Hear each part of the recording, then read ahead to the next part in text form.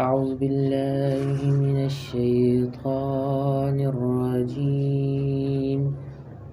بسم الله الرحمن الرحيم.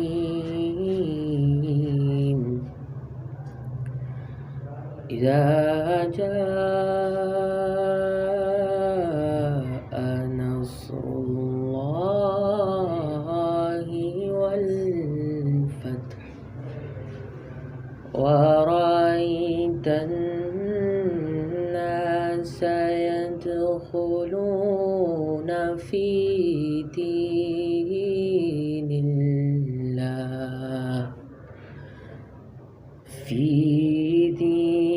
الله أفواجا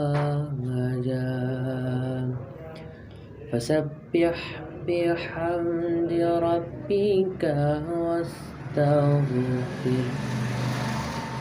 إنه كان توابا. सदक़ल्लाहुल अज़ीम।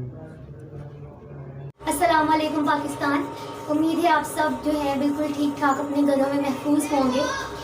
जैसा कि आप सब जानते हैं कि सूरत हाल जो है वो बद से बदतर होती जा रही है। सो अपना और अपने घर वालों का ख्याल रखें और एहतियात का दामन हाथ से ना छोड़ें, दूर रहें, महफूज रहें। आज हम जिस मौजू को ज़ेरे बहस ला रहे हैं वो है हाउ थैंकफुल वी आर, कि हम अपने रब के कितने शुक्रगुजार हैं और हम क्या अपनी रोज़मर्रा की रूटीन में अपने रब का उस तरह और उसी तरीके से शुक्र अदा करते हैं कि जिस तरह हमें करना चाहिए। इस बात को जानने के लिए हम अपनी ज़रा आम सी रूटीन का एक छोटा सा रिव्यू लेते हैं। चलें देखते हैं।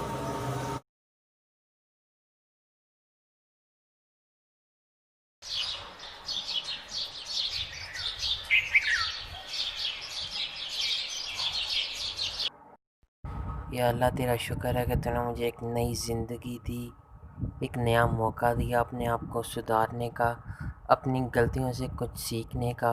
अल्लाह पाक अब इस मौके का मुझे ज़ाया मत करने दें और मुझे अपनी ज़िंदगी को संवारने और निखारने का एक मौका दें।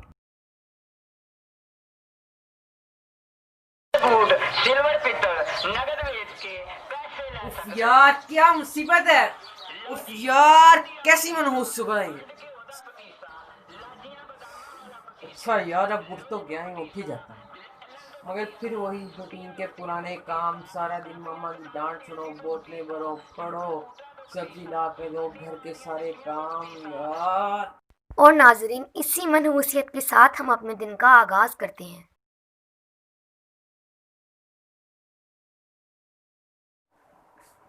अस्सलाम वालेकुम। माँ क्या बनाया है? जो भी बनाया जल्दी से ले आओ, बहुत ज्यादा भूख लगी थी, जल्दी आ जाओ बस। भिंडियाँ पकाई हैं। अपनी नापसंदीदा चीज़ का सुनते ही हम पर सत्ता सतारी हो जाता है, लेकिन फिर भी कोशिश पूरी करते हैं कि अच्छी औलाद की तरह चुप करके खा लें। लेकिन ट्विस्ट क्या आता है वो देखते हैं। ये भी आए।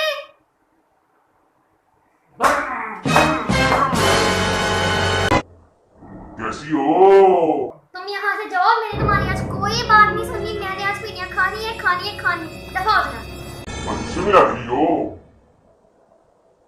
बात तो सुनो मेरी, मैं तुम्हारा दोस्त हूँ। तुम रोज पीढ़ियां खा के अब नहीं जाती। नहीं जाओ, ऐसे कैसे तुम आज फिर पीढ़ियां करो?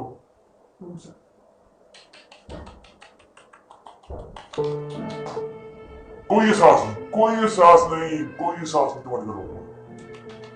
मैं तो महीने बाद जाके अपनी डिश रिपीट करता हूँ। फुल चिल मोड में अपन रहता है। घर वाले खाना पकाने से पहले मुझसे पूछते हैं।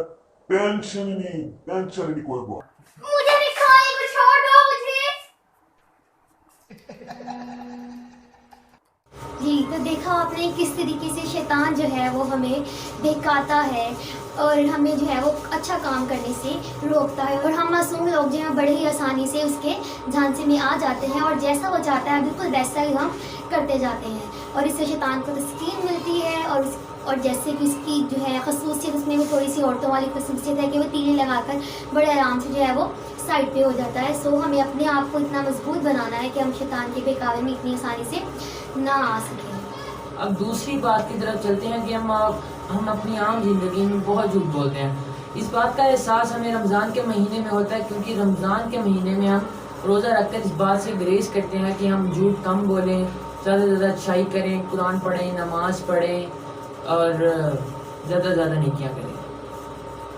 अगर पिछले ज़माने में जाकर थोड़ा सा रिव्यू दिया जाए कि बनी इसराइल कौम के साथ जैसा सलूक होता था कि झूठ बोलने पर उनकी शक्लें बदल दी जाती थी, अगर हमारे साथ भी अगर ऐसा सलूक किया जाए तो इस तरह तो हमें अपनी असल शक्ल भी याद ना रहे। जी बिल्कुल, हमें तो अपने प्यारे नबी हज़रत मोहम्मद सल्लल्लाहु अलैहि वसल्लम का शुक्रगुजार होना चाहिए कि उन्होंने हम जैसे गुनहगारों को इस अजाब से बचा लिया। और अल्लाह ताला जो है वो हमारे हर तरह के गुनाह से बिल्कुल वाकिफ़ है, लेकिन अल्लाह ताला ने हमारे गुनाहों पर पर्दा रखा हुआ है, हमारे दोस्त अहबाब, हमारे घर वालों से। और अल्लाह ताला के लिए तो कोई मुश्किल काम नहीं है कि वो कौन कहे और हो जाए। और लेकिन फिर भी हम अल्लाह ताला की दी गई नेमतों का शुक्र अदा करने की बजाय उन चीज़ों को लेकर रोते रहते हैं जो चीज़ें हमारे पास नहीं हैं। अल्लाह ताला तो इतना रहीम और करीम है कि उसने अपने फरिश्तों से ये तक कह दिया कि अगर मेरा बंदा बुराई के बारे में सोचे तो तब तक उसके नामा अमाल में वो बुराई मत शामिल करना कि जब तक वो बुराई उसे सरजद ना हो जाए, मगर अगर अच्छाई का सोचे भी तो वो अच्छाई उसके नामा अमाल में एक नेकी के तौर पर शामिल करना, चाहे वो अच्छाई उससे हो या ना हो। इसीलिए तो अल्लाह ताला ने फरमा दिया कि और फिर तुम अपने रब की कौन कौन सी नेमतों को सुनाओ। जी बिल्कुल, हम चारों अतराफ से अल्लाह ताला की दी हुई नेमतों से घिरे हुए हैं। अल्लाह ताला ने मिट्टी के लोथड़े से इंसान को पैदा किया, उसके अंदर रूह फूंकी। अल्लाह ताला ने खूबसूरत कायनात बनाई। इस खूबसूरत कायनात को देखने के लिए अल्लाह ताला ने हमें 2 आँखें दी, अल्लाह ने हमें हाथ दिए जिनकी मदद से हम खाते हैं, अपना काम करते हैं। अल्लाह ताला ने हमें पैर दिए जिनकी मदद से हम चलते हैं। अल्लाह ताला ने आसमान बनाया, आसमान में बादल पैदा किए जिनसे बारिश बरसती है, हवा चलती है। अल्लाह ताला ने पहाड़ बनाए, अल्लाह ताला ने समुंदर रवा किए। अल्लाह ताला ने हमें 4 मौसमों से नवाजा और उन 4 मौसमों के अलग फल, फूल और सब्जियां पैदा की। उनमें अल्लाह ताला ने जानवर पैदा किए जिनको हम खाते हैं। अल्लाह ताला ने हमें माँ बाप जैसी नेमत दी।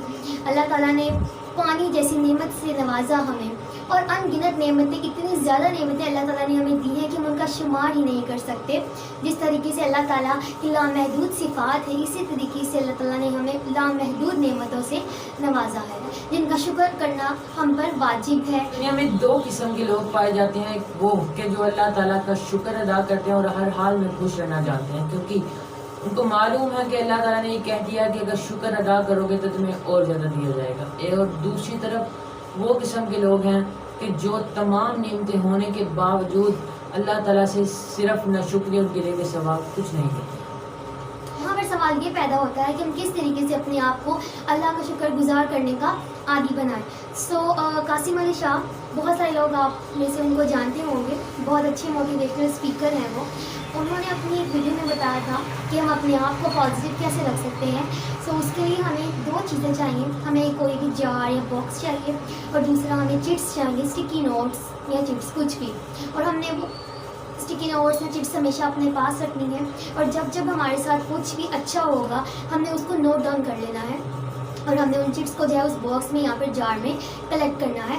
एंड कुछ अरसे के बाद हमने उसको बैठ के पढ़ना है। एक तरह से ये एक रिमाइंडर होगा कि हमारे साथ क्या क्या अच्छा हुआ, और इससे हमें काफ़ी मदद मिलेगी अल्लाह के दी गई नेमतों का शुक्र अदा करने का, या जो जो हमारे साथ अच्छा हुआ है। इसको आप भी ज़रूर ट्राई कीजिएगा, हम भी इसको ज़रूर ट्राई करेंगे। और पॉजिटिव रहना इसलिए भी ज़रूरी है कि अगर हम खुद खुश और मुतमईन रहेंगे तभी हम अपने इर्द गिर्द लोगों को भी खुशी दे सकेंगे और अपनी और अपने माशरे की इस्लाह में किरदार अदा कर सकेंगे। आइए चलिए एक छोटा सा वीडियो क्लिप देखते हैं।